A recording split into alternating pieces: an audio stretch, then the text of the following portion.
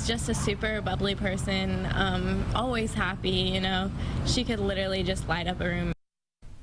And now at 11, a teen that touched so many lives in central Indiana, putting a smile on people's faces wherever she went, is now back at home with her family preparing for her funeral.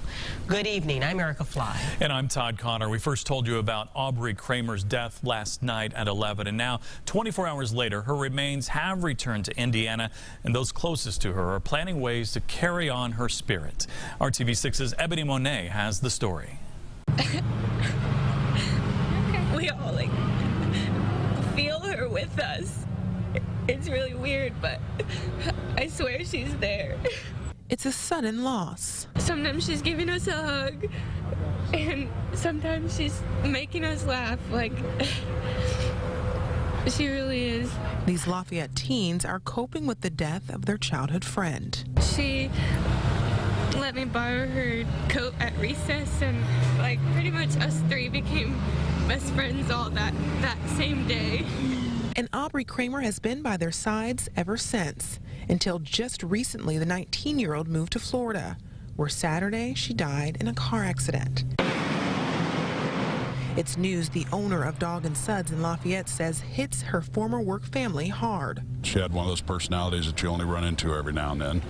She was very strong-willed, very independent, but a very hard worker, and she touched all of us. Order number 314. Wednesday, workers crank out Coney dogs and root beers as the line stretches out of the parking lot.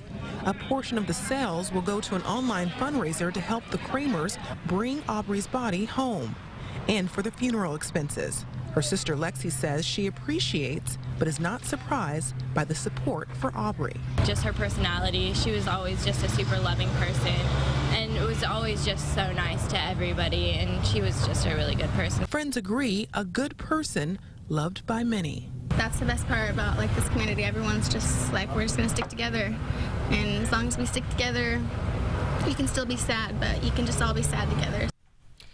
An online fundraiser has brought in more than $15,000 in 3 days. It will all go to help with the funeral arrangements, which are still in the works.